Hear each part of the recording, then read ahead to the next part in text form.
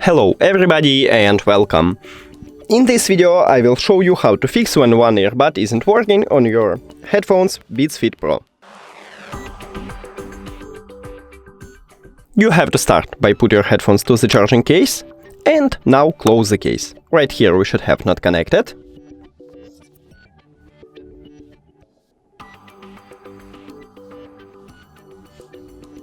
Here we go, and now open the charging case. And here we go.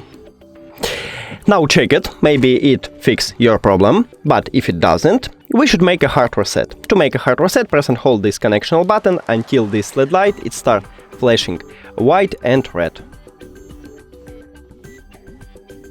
Here we go. Now click the information icon or settings icon if you have Android.